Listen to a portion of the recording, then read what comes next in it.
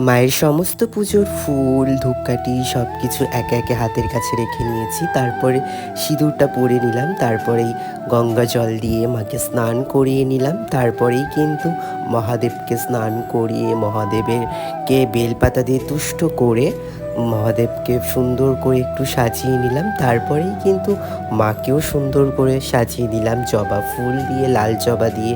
মায়ের ঘটেও ফুল দিয়ে সাজিয়ে দিয়েছিলাম। মায়ের পায়ে জবা ফুল দিলে অনেকটাই ভালো লাগে।